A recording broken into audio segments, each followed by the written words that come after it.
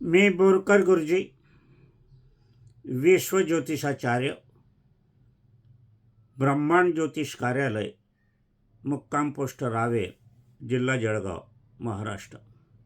रावेरचा pin code number आहे 425508. माझा WhatsApp number आणि मोबाईल नंबर एकच आहे, 9850151558. 98501558. आज सोमवार आहे, 24/8/2026. सकाळचे 9:15 झालेले आहे. कार्यक्रम सुरू करण्यापूर्वी माझी पत्नी स्वर्गीय सौ निर्मलाबाई बोरकर यांना अभिवादन करूया. आजचा व्हिडिओ क्रमांक आहे 636. आजचा विषय आपण श्रावण मास सुरू आहे त्याबद्दल आपण श्रावण महिन्यापावतरची राशी भविष्यवाणी आणि हा श्रावण मासाबद्दल आपण सौराष्ट्रामधला सोमेश्वर सोमनाथ याच्याविषयी थोडक्यात माहिती घेणार आहोत. कारण सोमनाथाविषयी फारशी माहिती आजकाल कोणाला माहिती नाही, कारण दूरवर आहे, सौराष्ट्रात आहे, अहमदाबादहून जावं लागते. असो, याच्यामध्ये जो एक प्रश्न आलेला आहे, कुठले तरी कुटुंबाविषयी प्रत्येक सणवाराला महत्त्व असते. गणपतीचा उत्सव असो, हरतालिका असो, वटवर्ण पौर्णिमा असो, मंगळागौर असो, दसरा असो, दिवाळी असो, गणपती उत्सव असो, कुठलेही व्रत वैकल्य हे कुटुंबाशी, माणसाशी, स्त्रियांशी, महिलांशी निगडीत झालेलं आहे. फक्त आपल्याला त्याचा शोध घ्यायचा असतो. त्या दृष्टिकोनातून आपण आज मार्गदर्शन करणार आहोत. श्रावण मास हा सर्वश्रेष्ठ मास आहे 12 महिन्यापैकी. दिनांक 13 वार गुरुवार, प्रतिपदा तिथी त्यावेळेला होती, मघा नक्षत्र. आरंभ होता, चंद्र सिंह राशीत होता आणि शनी मीन राशीत होता, पण तो वक्री होता. हा महिना श्रावण 11 सप्टेंबर वार शुक्रवार 2026 रोजी अमावस्या, सूर्योदय 6:27ला. मात्र अमावस्या सूर्योदयकालीन राहून सकाळी 8:57ला समाप्त होणार आहे. दिनांक 13ला हा श्रावण मास सुरू झालेला आहे आणि 11 सप्टेंबरला समापन होणार आहे. हा सूर्योदयकालीन राहून सकाळी 8:57ला समाप्ती होत आहे, म्हणजे ती अमावस्या सूर्योदयकालीन आहे, हे लक्षात घ्यायला हवं.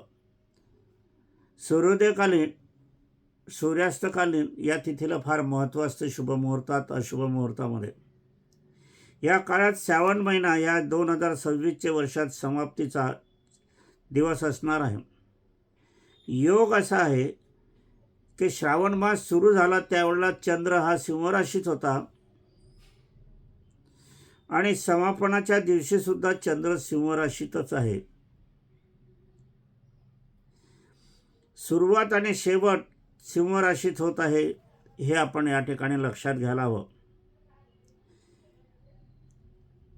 7.5 मेष राशीला, मीन राशीला, कुंभ राशीला पूर्ण 7.5 आहे. ढय्या 7.5 सिंह राशी आणि धनु राशीला आहे. मेष राशीला 12वा शनी आहे. मीन राशीला शनी त्याच ठिकाणी त्यांच्याच राशीत असल्याकारणाने प्रथम आहे. कुंभ राशीला 2रा शनी आहे.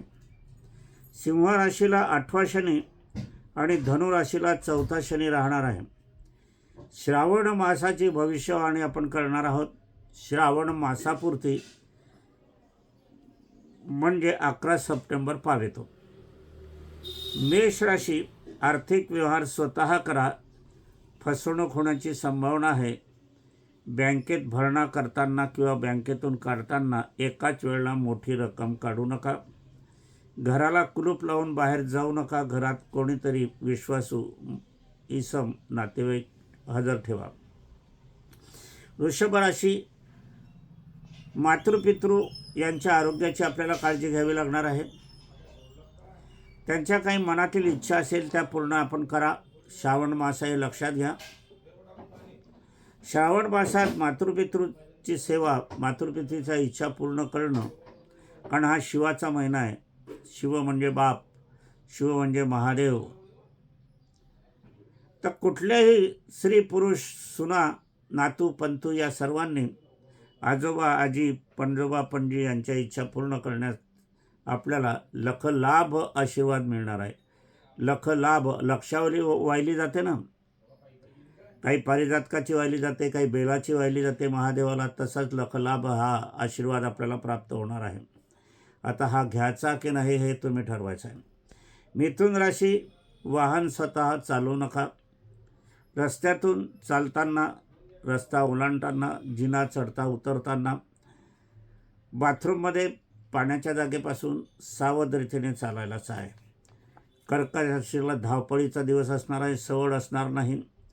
कुटुंबाकडे लक्ष देण्यासाठी वेळसुद्धा मिळणार नाही आहे आणि हे सर्व इतरांसाठी आपल्याला धावपळ करावी लागणार आहे. सिंहराशी, सिंहराशी स्वतः राजकारणावादी राशी आहे. सिंहराशी ज्यांची भलीची राशी असते ते राजकारणात सर्वश्रेष्ठ पद करतात. सिंहराशी कुठल्याही कार्यक्षेत्रात यशस्वी होते. पोलीस लाईनमध्ये यशस्वी होते, मेडिकलमध्ये यशस्वी होते, डॉक्टरी विद्यात यशस्वी होते, सिव्हिलमध्ये यशस्वी होते. तुम्ही साधारण ग्रामपंचायतीचे सदस्य जरी झाले, सरपंच होतो, प्रेसिडेंट होतात, मुख्यमंत्री होतात, मोठं मंत्रिपद लाभते आणि यशापाठोपाठ यश मिळवलं जाते. अशी ही सिंहराशी धाडसाची राशी आहे. सिंहराशी प्रकाशमान आहे. प्रकाशमान याचा अर्थ सत्यवादी. सिंहराशीने जर खोटं बोललं तर मात्र अशुभत्व होते. अशुभत्व हे 9 पटीने अशुभत्व लागते, कारण 9 घोडे आहे. 9 घोडे या कुंडलीमध्ये आपल्याला सूर्याचे 9 घोडे म्हणून 9 पट लाभ किंवा 9 पट नुकसान, 9 पट अशुभ किंवा 9 पट शुभ. कन्या राशी, आरोग्याकडे लक्ष द्या. आपण आरोग्याकडे फार दुर्लक्ष करत आहात आणि कामामध्ये अंग झोकून देत आहात. पण आरोग्याकडे लक्ष देऊन, आरोग्याचा विचार करून आणि थोडंसं औषधोपचार करून आपण कामाची तयारी करावी. तुळा राशी, नोकरीच्या संधी मिळतील, विवाहाचे योग येतील, स्थळं येतील. आपण जे काही कार्याची सुरुवात कराल त्याला यश येईल. व्यापारी वर्गाला मोठ्या प्रमाणावर नफा मिळेल. वृश्चिक राशी, आश्चर्यकारक लाभ. कुठून काय होणार आहे काही सांगता येणार नाही, पण लाभ होणार आहे, आर्थिक लाभ. मोठ्या रकमेचा लाभ आपल्याला होईल, आर्थिक लाभ. आर्थिक लाभ होत असताना वृश्चिक राशीने आरोग्याच्या समस्येकडे पण लक्ष देण्याची अत्यंत गरज आहे. धावपळीचा दिवस असला, धावपळीचा हा कार्यकाळ असला तरी सांभाळून करा. धनुराशी, कायदेशीर प्रश्न तुमच्या याच्यात असतील, शेतजमिनीत असेल, व्यवसायामध्ये असेल, वास्तुसंबंधी असेल किंवा इतरत्र आर्थिक संबंधी असेल तर कायदेशीर प्रकरणात तुम्ही विजयी होणार आहात. मकर राशी, प्रसंग पाहून वागा. जसा प्रसंग असेल तसं तुम्हाला वागावं लागेल. समोरची जशी व्यक्ती असेल त्याप्रमाणे तुम्ही व्यवहार ठेवायला हवा आहे, परंतु असत्याची संग कधीही करू नका. कुंभ राशी, आर्थिक प्रगतीपथावर तुम्ही धावणार आहात. मोठ्या प्रमाणावर लाभ मिळणार आहे. एका पाठोपाठ एक पैशाची मोजदाद तुम्हाला करावी लागणार आहे. पैसे मोजण्यासाठी यंत्रसामुग्री लागणार आहे. व्यापारी गणांना अत्यंत लाभदायक, शेतकरी गणांना अत्यंत लाभदायक, इतरांना सुखदायक होणार आहे.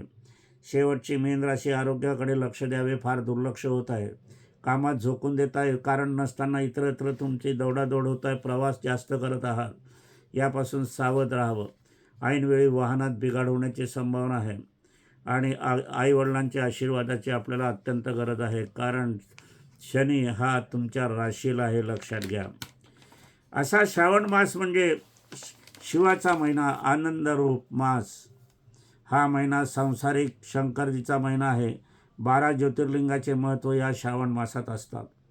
या श्रावण मासामध्ये 12 ज्योतिर्लिंग आहे, पण क्रमवाराने कोणाला माहिती नाही आहे की पहिला महादेव कोणता, पहिली शिवलिंग कोणती, पहिली पूजा कोणती. याविषयी पहा.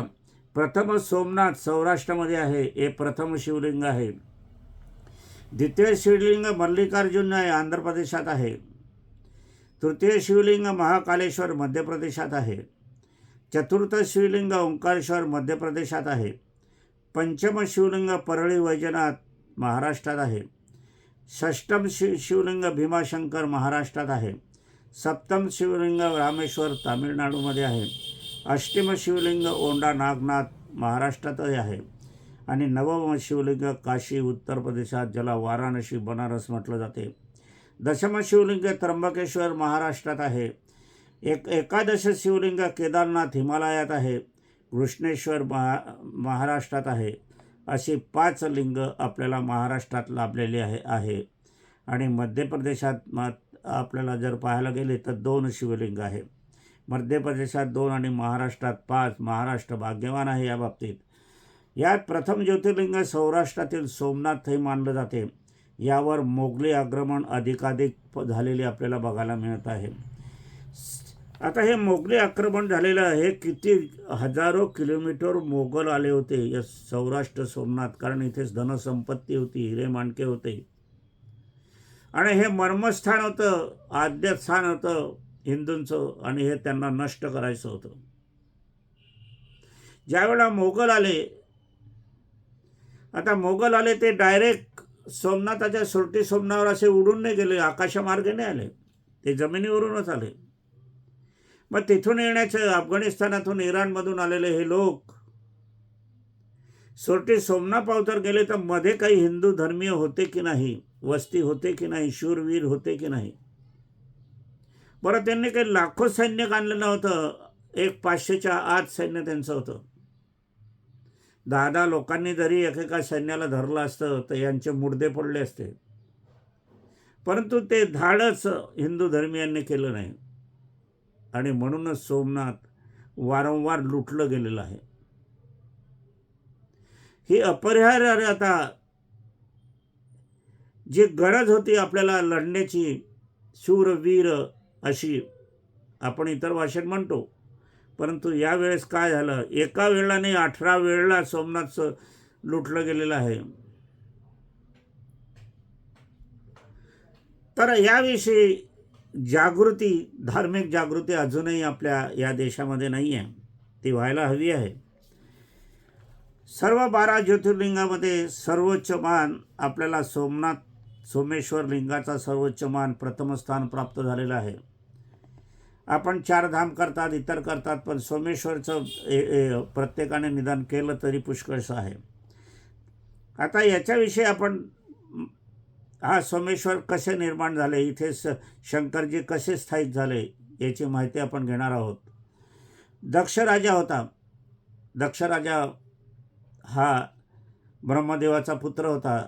दक्षराजाचं वैभव मोठं होतं. दक्षराजाची कन्या जी होती ती सती होती, शंकराला दिली होती. आणि मग सती ही गेली, यज्ञामध्ये उडी मारून प्राणत्याग केला, आणि नंतर मग ती पार्वती रूपात आलेली आहे. आणि हे सतीचंच म्हणजे कामाख्या देवी आसाम गुवाहाटीचं शक्तिपीठ सर्वश्रेष्ठ शक्तिपीठ आहे. तुमचा माझा सर्वांचा जन्म तिथून झालेला आहे. आम्ही 4.5 वर्ष तिथे मी शिकलेलो आहे. भिजवलेलं अन्न आम्ही खाल्लेलं आहे. भिजवलेलं अन्न, शिजवलेलं अन्न हे मर्तिकाचं असते, भिजवलेलं अन्न हे जिवंत माणसाचं असते, असा तिथे रूढ आहे नागा लोकांचा. कारण भिजवलेलं अन्न हे अंकुरित होते, शिजवलेलं अन्न हे मेलेलं असते. म्हणून मी सर्वांना सांगू इच्छितो, रोज निदान मुठभर तरी भिजवलेलं धान्य, कुठलंही कडधान्य असो, मुंगटी असो, चवळी असो, हरभऱ्याची डाळ असो, उडीद असो, मूग असो, मठ असो, सर्व एकदा तरी खायला हवं. पुष्कळसे काय करतात की ते शिजवतात. मुंगटीची करायची असली, उसळ करायची असेल, मिसळ करायची असते, तर हे मोड आलेलं धान्य हे पुष्कळ गृहिणी शिजवतात आणि त्याचं मोड मारून टाकतात, त्याचा जीव मारून टाकतात. अनेकांना सांगावं पण कळत नाही यांना काय करावं. हे तसं खायला पाहिजे. तुम्ही फोडणी द्या, कांदा टाका, लसूण टाका, खोबरं टाका, खसखस टाका, खसखस अवश्य आहे, आणि याच्यामध्ये ते पाणी टाका, तेल टाका, फोडणी टाका, आणि पाणी उकळल्यावर मग हळूचपणे एक कडधान्य त्याच्यात सोडा. उकळू नका पुन्हा, तसंच्या तसं द्या.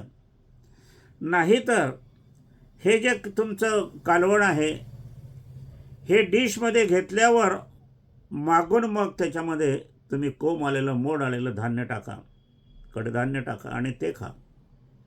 शिजवू अजिबात नका. शिजवल्याने गुणधर्म नष्ट होतात आणि मग ते मर्तिकाचं अन्न होते. असं असताना सोमेश्वर लिंगाचा सर्वोच्च मान प्रथम स्थान प्राप्त झालेला आहे. दक्ष राजाच्या 27 कन्या होत्या, म्हणजे 27 नक्षत्र. यांचा विवाह चंद्राशी झाला होता. चंद्राचे प्रेम मात्र रोहिणीवरच जास्त होते, इतरांवर कमी होते, लक्ष देत नव्हते. रोहिणीने दक्ष राजाला पित्याला तक्रार केली. रोहिणीच्या इतर बहिणींनी की यांचं सर्व लक्ष आणि रात्रंदिवस यांचं प्रेम आराधना ही फक्त रोहिणीशी असते, इतरांशी नाही, आमच्याकडे लक्ष देत नाही. तेव्हा दक्ष राजा चंद्राकडे गेला आणि चंद्राला समजून सांगितलं, 27 राण्या आहे, तुला सर्वांकडे लक्ष देण्याची तुझं कर्तव्य आहे, जबाबदारी आहे. परंतु चंद्र तू ऐकतं कुठे? त्याने ऐकलं नाही, रोहिणीवरच प्रेम चालू ठेवलं. त्यावेळेला काही कालांतराने दक्ष राजा संतापला, उग्र झाला आणि प्रत्यक्ष जावायला शाप दिला. सासऱ्याने जावायला शाप दिला, तू क्षीण होऊन जाशील, तुझं तेज नष्ट होऊन जाशील, तुझं महत्त्व कमी होऊन जाईल, कोणी तुझी पूजा करणार नाही. आणि त्याचप्रमाणे झालं. आईवडिलांचे शाप, सासू सासऱ्यांचे शाप हे देवांनाही कमी करता येत नाही, नष्ट करता येत नाही पूर्णपणे. म्हणून सासू सासऱ्यांची सेवा, आईवडिलांची सेवा करणं मुलांचं सुनांचं आद्य कर्तव्य आहे. असो, आणि चंद्र काळवंडलेला झाला, प्रकाशमान शून्य झाले. आता हा चंद्र व्यथित मनाने ब्रह्मदेवाकडे गेला. ब्रह्मदेवाचाच पुत्र दक्ष राजा होता. तो म्हणे, माझ्या मुलाने बरोबर कार्य केलं आहे, तू असं का केलं? तुला आता भोगायलाच पाहिजे. चंद्र विनवण्या करू लागला ब्रह्मदेवाकडे. दक्ष राजाकडे गेला असताना दक्ष राजाकडे, मी माझा शाप कधीच मला घेताही येणार नाही. आईवडिलांनी दिलेला शाप, सासू सासऱ्याने दिलेला शाप हा त्यांना परत घेता येत नाही,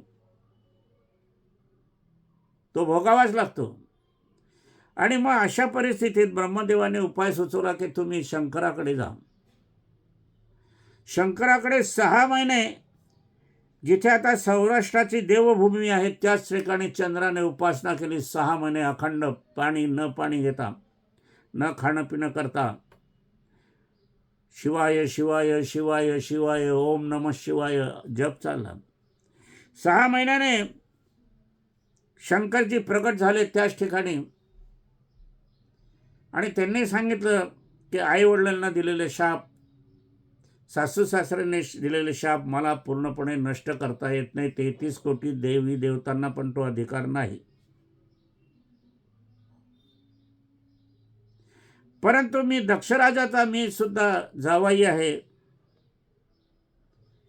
त्या अनुषंगाने मी तुला 50% यातून मुक्ती देतो. म्हणून शुक्ल पक्षात चंद्र हा उदयमान असतो आणि कृष्ण पक्षात त्याचे जे चंद्राची लय असते, कोर असते, ते कमी कमी होत जाते आणि अमावस्या येते आणि अमावस्याला पूर्ण काळोख होता. हा शाप आहे चंद्राला. कोणाचा? दक्ष राजाचा. असा हा ब्रह्मदेवाने चंद्राला सौराष्ट्रातील देवभूमी ठिकाणी शंकराची तपश्चर्या करायला सांगितली आणि 6 महिने याच देवभूमीत चंद्राने तपश्चर्या केली आणि शंकराने सासऱ्यांचा शाप कधीही नष्ट होत नाही, आईवडिलांचा शाप कधीही शस्त्र होत नाही, सासू सासऱ्यांचा शापाला या 33 कोटी देवी देवतांना अधिकार नाही सांगितलं. या ठिकाणी वर्तमान सर्व सुनबाई यांनी हे लक्षात ठेवायला पाहिजे, सर्व मुलामुलींनी हे लक्षात ठेवायला पाहिजे की शापवाणी उच्चारण होणार नाही अशी त्यांची सेवा आपण करा. ही आज्ञा शंकरांनी दिली आहे तुम्हाला. शंकरांनी सर्व सुनबाई यांना दिलेली ही आज्ञा. मग सुनबाईंनी आणि मुलामुलींनी, नातवांनी, पंतूंनी काय करायचं, तुम्हाला शाप हवा का आशीर्वाद हवा हे आपण ठरवा. शंकरांनी प्रसन्न होऊन चंद्रास सांगितले की या शापातून तुला 50% शापमुक्ती मी तुला देऊ शकतो, परंतु पूर्णपणे नाही. पृथ्वीवासियांना साठी 15 दिवस तू चमकत राहशील आणि शुक्ल पक्ष तू असेल, कृष्ण पक्षात तू रोज हळूहळू कमी होशील आणि अमावस्याला तू पूर्ण अंधारा होशील. या सोमनाथ ठिकाणी शंकर प्रगटले होते आणि ही घटना सर्वांनाच आठवणी स्मरणात राहावी म्हणून शंकरांनी या ठिकाणी लिंग रूपात प्रगट झालेले आहे आणि त्यात ते कायमस्वरूपी निवासी आहेत. हिंदू संस्कृतीत सर्वांचाच विचार केला गेलेला आहे, याचं आपण भान ठेवायला. कुटुंबाचा विचार हिंदू संस्कृतीत सर्वाधिक केला गेलेला आहे. अशी ही श्रावण मासाची सोमनाथाची कथा नव्हे तर हे सत्य घटना आहे. दंतकथा मुळीच नाही. आजही तिथे तुम्ही जाऊन पहा आणि प्रत्येकाने सोमेश्वराचं दर्शन घ्यावं. इतर आपण 12 ज्योतिर्लिंगापैकी पुष्कळशा ज्योतिर्लिंगाला, गावातील ज्योतिर्लिंगालाही आपण घेतो. परंतु एक लक्षात घ्या, शिवाचे 2 रूपं असतात. एक शिव म्हणजे शव असतो, म्हणजे तो प्रेतकारक असतो, मृत्यूकारक असतो, आणि दुसरा शिव म्हणजे शंकर असतो, ते गावात मंदिरं असतात. गावाच्या बाहेर जी मंदिरं असतात, आपण जे ओंकारेश्वर केलं तर हा शव आहे, महाकालेश्वर केलं तर हे शव आहे, त्र्यंबकेश्वर केलं तर हे शव आहे, संसार आणि मशानभूमीत असलेले हे शव आहे. म्हणूनच गावातील संसाररूपी याच्यामध्ये गणपती असतात, गणेश असतो, पार्वती त्या ठिकाणी असते. अशा ठिकाणी आपण हे पाहत असताना कार्तिक स्वामी पण त्या ठिकाणी असायला हवा. प्रत्येक जे संसारी महादेवाचे ठिकाण आहे त्यांनी गणेश, पार्वती आणि कार्तिक स्वामीची मूर्ती तिथे अवश्य ठेवायला पाहिजे. नागसुद्धा असायला हवा. असं असताना अशोक सुंदरी त्यांची मुलगी होती, ती पण त्या ठिकाणी ठेवायला हवी, म्हणजे सहज कुटुंब असं स्वरूप त्या मंदिराला येईल. असो, आजच्या कार्याचं समापन करण्यापूर्वी माझी पत्नी स्वर्गीय सौ निर्मलाबाई बोरकर यांना अभिवादन करूया. आणि आजच्या कार्यक्रम समापनपूर्वी ब्रह्मांड ज्योतिष कार्यालयाची कुठेही शाखा नाही. माझे व्हिडिओ तुम्हाला, माझे मार्गदर्शन आवडत असेल, इतरांना शेअर जरूर करा आणि पुण्याचा लाभ घ्या. यंत्रसिद्धी वाटप सुरू झाली आहे. मोबाईल करून मला सूचना करा, यंत्रसिद्धी आपल्याला पाठवण्यात येईल. त्याचप्रमाणे मला अजूनही सांगावंसं वाटते, तुम्हाला प्रत्यक्ष भेट माझी घ्यायची असेल तर आपण घेऊ शकतात. साई मठ जळगाव, देशदूत जळगाव, धुळे, नंदुरबार आणि तरुण भारत आपलं जळगाव यामध्ये दैनिक भविष्य माझं येते. दिशावर व्यापार पुण्यामधून निघते. दिवाळी अंक हा सर्वोत्कृष्ट, एवढ्या दिवाळी अंकामध्ये सर्वोत्कृष्ट दिवाळी अंक असतो, त्याच्यामध्ये वार्षिक भविष्य माझ्या असते. असो, आता हा अंक आपल्याला प्राप्त करायचा असेल तर market committee, shop number 1, Disawar व्यापार, अजय मिश्राजी, गगन गॅलेक्सी समोर, गंगाधाम समोर, कोंढवा रोड, बिबेवाडी, पुणे. असो, आजच्या कार्यक्रमाचं समापन करूया.